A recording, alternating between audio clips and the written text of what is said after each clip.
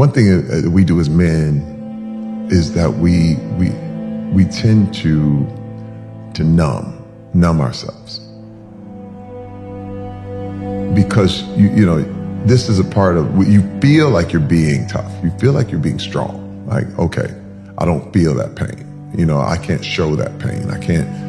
And drinking is a big, big way of numbing your pain. For me, it was pornography. Pornography numbed my pain. I first discovered porn at about 9, 10 years old. I was over at my uncle's house and he had a chest full of pornography. And this is the thing, you know, it's funny because, you know, people have said, well, you know, yeah, there's nothing wrong with pornography, you know, with adults and the whole thing. But the problem is that, you know, you never find it as an adult. I don't know anybody who found pornography as an adult. You always find it as a child. It's everywhere. And it's funny because I've been told, hey man, you know, just mind your business. It's all good. You know, keep to yourself. That's your issue. But porn never keeps itself to itself. But it was no different than any other thing that would numb you, be it alcohol, be it drugs. All I knew is when I opened that magazine and saw those ladies in that magazine and how beautiful they were, all my problems were gone. Like, it was numb. Like, I didn't know anything about violence, about where I was. It was just like, I could zone away. And every problem was disappear. And I had to have it. Like, when things got stressful, but I was stuck.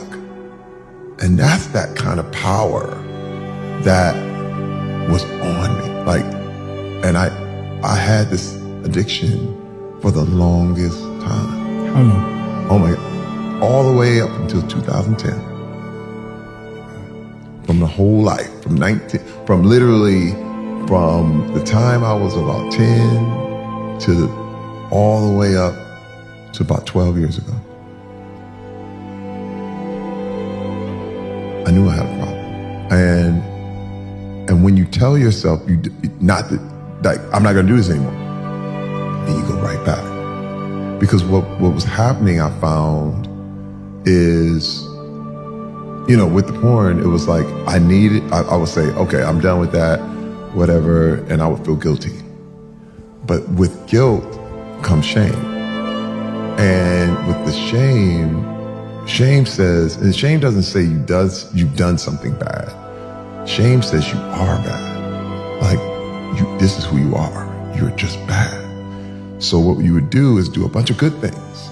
And you would just work hard and I'd go good for like 3-4 days and then you need a reward. And what is that reward? Because you did so good? Porn. And so you go back in and the cycle starts all over again.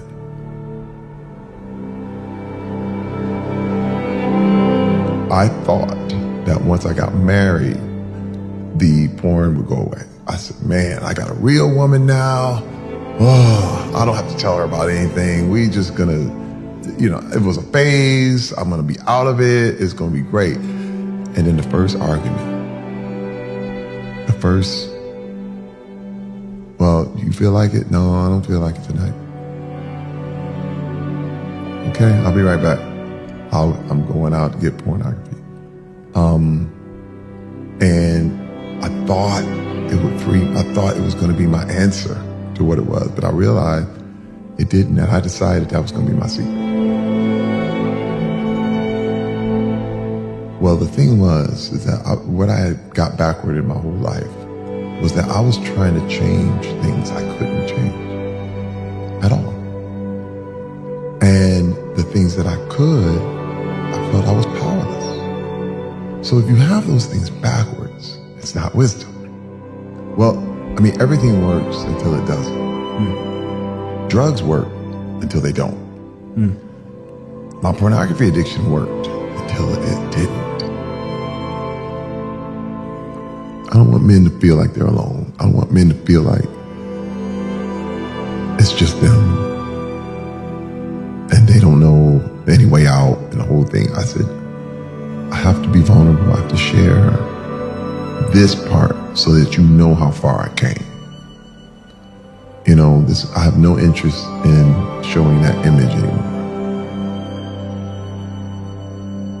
I would say for men, it's a typical move where we feel bad, but then you have to find a way to feel good about yourself. You know what I mean? And you have to find something to feel good about, so you immerse yourself in work. Oh my God. I mean, hey man, you talking about, I'm the kind of guy who would work out until you passed out. All children are good, and it's programmable. And so what I did, I put a picture of myself on my desktop in my computer, and then I even printed it out, put it in a little frame, and it was me at 6 years old, like my little 2 teeth missing. And I was like, that's you, man. I get choked up looking at it, because it's like, even I think about it, I'm like, that's still you. That good little boy. What would you tell him if he was sitting right next to you? If he was sitting right next to you, what would you tell him? You would hug him. You know, I'm the same person. I'm still him. I'm still him.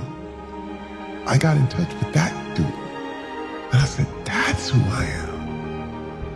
And that got rid of the shame. Now, guilt is good. Guilt says you did something wrong and you need to fix it. But the shame ain't working. You ain't got nothing to be ashamed about. Nothing. Man, that shame stuff is manipulative. People use that stuff. I never did that. And now all they're doing is trying to one-up you. And I realized, man, just be you. You know what? One thing that changed for me is I stopped competing with people. And I said, don't try to be the best. Be the only. Be the only. There's only one Terry Crews. You want Terry Crews, you gotta get Terry Crews. I love everybody. I love The Rock. I love Kevin Hart. I love all these other guys. But I'm Terry Crews. You never be like me. And I'll never be like them. I'm the only. And by being the only, you are the best. That's it.